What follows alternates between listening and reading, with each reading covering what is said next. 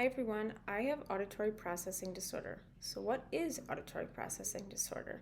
First, I wanted to clarify that auditory processing disorder and central auditory processing disorder are often used interchangeably, and you will see both of these within various texts, but they are the same thing and referencing the same thing. Auditory processing disorder can occur in both children and adults. This specific disorder is often seen more in children than it is adults, and I'll explain a little bit more on that later. So, what is it? Auditory processing disorder is when a student or an individual is challenged with making sense of the sounds that are around them. So, the difficulty in making sense of, processing, decoding, or just understanding those sounds that are occurring within their atmosphere is a difficulty for a student with an auditory processing disorder. Similarly, APD does categorize as a learning disability, so students may qualify for individual services within their education. A little bit more about the disorder. It occurs due to the dysfunction in the central auditory nervous system. So, the specific cause of the condition is unknown, but some research is still undergoing at this time, but there are some higher risks associated with the disorder. So if a student has chronic middle ear infections, if they suffer from head injuries such as a concussion or a traumatic brain injury, if the student has any neurological issues or seizures, Lyme's disease, lead poisoning, as well as auditory processing disorder can be passed down through genetics. So these higher risk factors can lead into the likelihood of a student having an auditory processing disorder.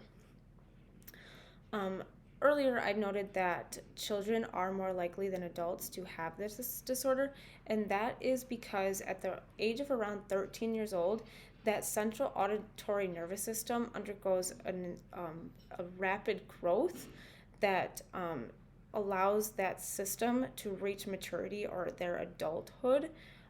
So students that were diagnosed with the disorder prior to that 13 years of age, once they undergo that change, they can outgrow that APD. And students also with the diagnosis may be going through some different therapy that can help them process that disorder as well.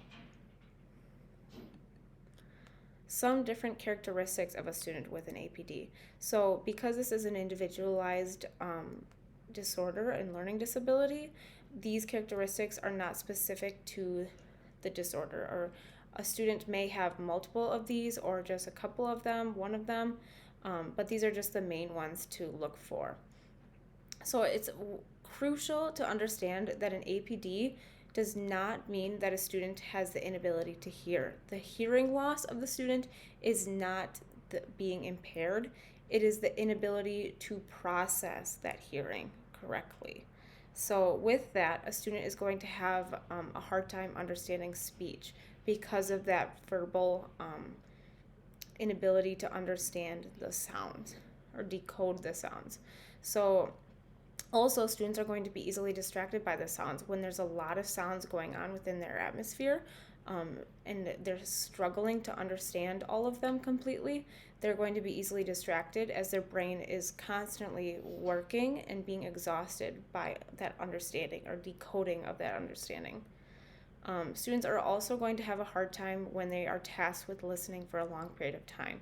They're not going to be able to sustain that attention because they're exhausted with listening for so long and trying to put extra energy into those specific processing skills. This is going to greatly affect their education. They're going to have difficulty reading, spelling, writing, and any other cognitive abilities. A student with an APD also may have a difficulty in understanding any jokes, figurative language, and sarcasm because they are having such a hard time understanding the different like verbal communication. They're going to take these jokes and figurative language very seriously because they don't have the ability to kind of read in between those lines. So students are also going to have a difficulty with localizing the sounds and understanding where they're coming from.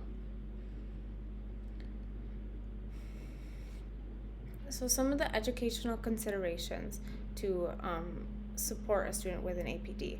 So it may be important to include different seating arrangements. So a student who really struggles with difficulty like understanding where the sounds are coming from, they may or are easily distracted by the sounds, they may benefit from being able to sit in the back of the room. So the sounds are kind of localized to just the front, and they can focus on their own task in the back of the room without distractions.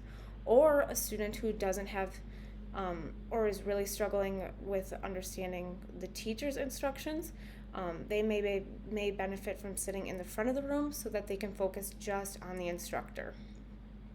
To also support this, a student with an auditory processing disorder, a student may need the assistive technology of FM system. So I provided an example of this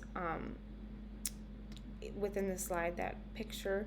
So that specifically is a different technology that magnifies the voice of the teacher so that the student can clearly hear what the teacher is saying, so that when they're working on processing that information, it's a lot or it's direct and clear, and they're not struggling with trying to understand what they actually said.